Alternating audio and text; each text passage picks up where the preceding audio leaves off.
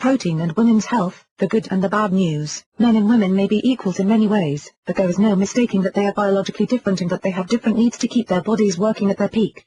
Women face different health challenges than men and may deal with other diseases in different ways. Some of the most common conditions that can face both men and women include cardiovascular disease, certain cancers, diabetes and obesity. Of these conditions, obesity may have the most impact on overall health as it can cause or worsen the effects of the other conditions. What are the differences in nutritional needs for men and women? Everybody needs the 3 macronutrients, carbohydrates, fats, and proteins in their diet, as well as the many micronutrients that they get from healthy and well-balanced diets. However, men and women need differing amounts, as do adult women and girls. Every stage in a woman's life gives her different health challenges and different nutritional needs. For adults, calcium, women under 50 need 1,000 mg per day, over 50 need 1,200 mg per day, men need 800 mg, the amount in about 3 servings of dairy. Too much calcium can lead to prostate cancer in men. Iron, women under 50 need 18 mg per day, women over 50 need 8 mg per day, men need 8 mg per day. Omega-3 fatty acids, no established nutritional needs or guidelines for amount. However, men should only get omega-3s from marine-based sources because of the threat of prostate cancer from other sources. Protein, need based on height, weight and activity level for both men and women. Fiber, women under 50 need 25 grams per day, women over 50 need 21 grams per day, men under 50 need 38 grams per day, men over 50 need 30 grams per day. Sources, Sang, 2007. Why women need protein. Protein plays a major role in the human body, actually being necessary to every cell and every process that it accomplishes every day.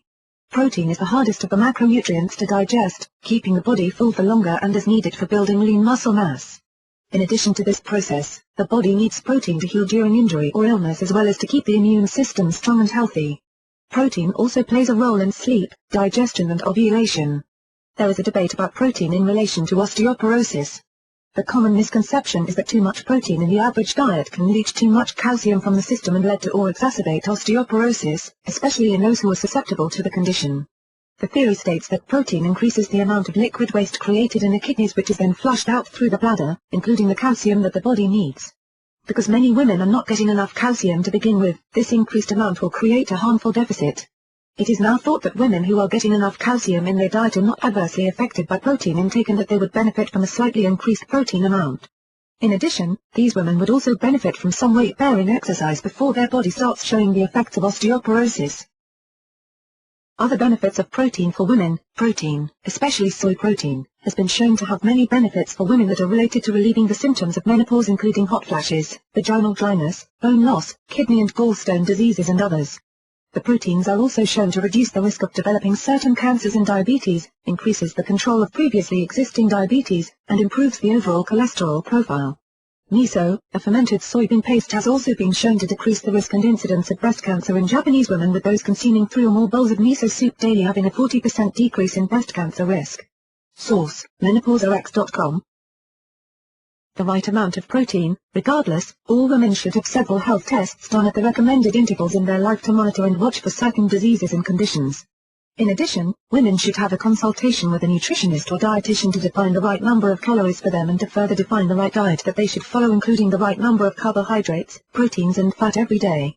A woman's protein needs changes during her lifetime, including her youth, pregnancy, and during her senior years. An active, athletic woman will automatically have a higher protein need than a sedentary woman.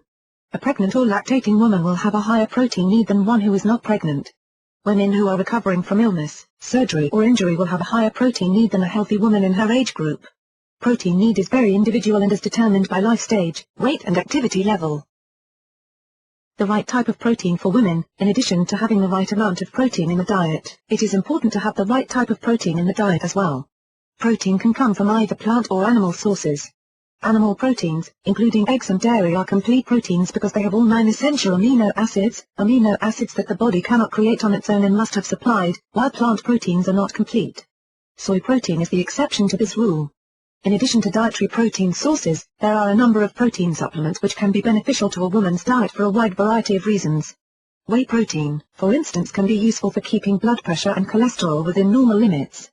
ProfectR, a protein supplement from Protica, is useful as a between-meal snack to help keep a woman feeling full for longer and allowing her to remain active no matter what her life stage. It provides 25 grams of protein per 100 calorie serving and comes in a number of fruit-based flavors. Women and protein, a case study. Linda, age 55, is entering menopause. She is a small-framed Asian woman, putting her at increased risk for osteoporosis, so she is afraid of the information that she is reading about protein and that condition. She is not eating very well because of this fear and becomes very ill.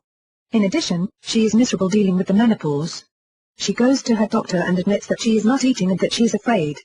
The doctor sends her to a nutritionist and also sends her to the lab for blood work and a DEXA scan, a test for osteoporosis that will measure her current bone density. Linda is borderline in the testing, meaning she will start medication for osteoporosis. She is prompted to start taking a calcium supplement as well as increasing the amount that she is getting in her diet. She is also told to increase the amount of protein in her diet, which will help her stay active and will also help her ease the symptoms of menopause as well. ProfectR is perfect for Linda to use, small enough to fit into her purse or new gym bag. She can consume it in seconds and will be satisfied until time for her next meal.